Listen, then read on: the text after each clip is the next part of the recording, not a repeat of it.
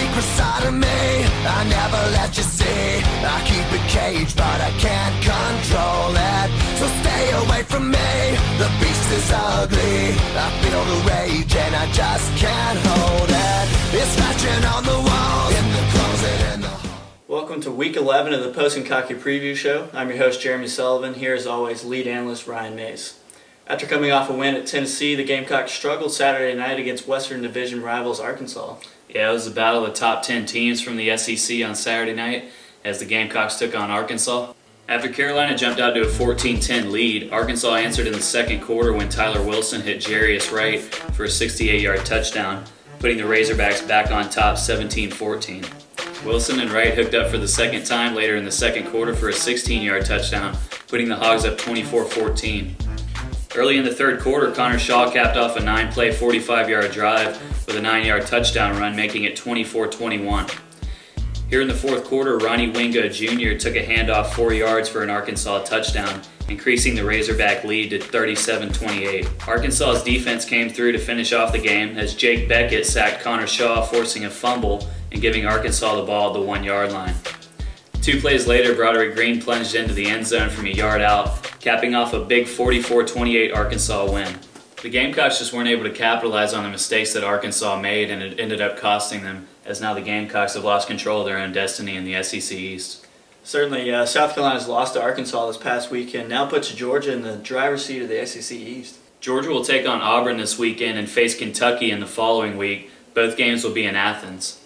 If the Bulldogs are able to take care of business and avoid an upset in the next 2 weeks, Georgia, after starting 0-2, will be going to Atlanta to represent the SEC Eastern Division. The Gamecocks will be taking on the Florida Gators at home this week, needing a win and a Georgia loss to get back to the SEC title game. That's true. The Florida Gators may be coming to Columbia this weekend seeking some revenge for what happened last year in the Swamp.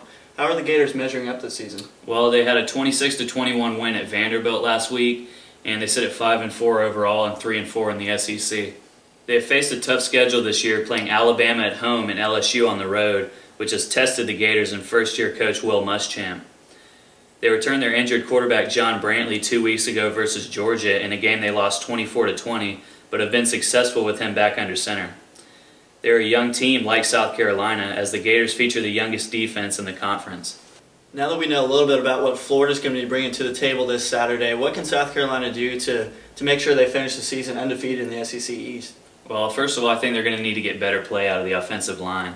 A week after Brandon Wilds ran for 137 yards at Tennessee, he was a non-factor in the game against Arkansas, carrying the ball 10 times for just 21 yards. Connor Shaw also seemed to be flushed out of the pocket numerous times throughout the game. Florida's defense will be looking to pressure Shaw into mistakes, so the offensive line must play better to give Shaw, Wilds, and the receivers a chance to be successful. Secondly, I think the Gamecocks need to make sure they contain Chris Rainey and Jeff Demps. These two dynamic players have been the catalyst for Florida's offense all season long. Rainey sat out last week while Demps ran for a career-high 158 yards in the Gators' win over Vanderbilt. Rainey is expected to suit up for Florida this week and will bring another key dimension into the Gator offense. Thirdly, I think if the Gamecocks are going to win this Saturday, they're going to need to get better play out of the special teams unit. The Gamecocks have been vulnerable to kick and punt returns all season. Last week they gave up a touchdown return to Arkansas's Dennis Johnson and ended up kicking away from him through the remainder of the game, giving the Razorbacks great field position all night. If the Gamecocks can cover better on special teams, the defense should be in good position to rebound from last weekend's loss. Sounds like both teams are going to be hungry for a win this Saturday, but what's your prediction for this week's contest? Well, I think the Gamecocks are going to be able to bounce back and win this Saturday at home. I think they're going to have a strong defensive effort, and I like them winning this one by a field goal, 17-14. Well, with that prediction, it sounds like it's going to be a close game this Saturday against Florida. You can catch this week's matchup on CBS at noon, and that'll do it for this week's edition of the Post Kentucky Preview Show.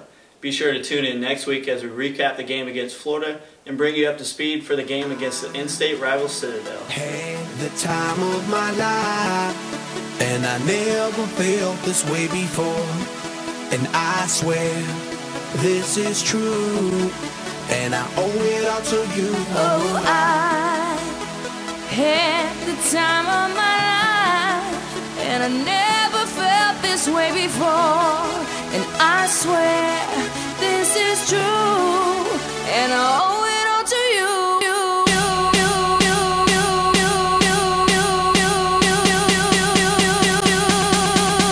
Dirty bit.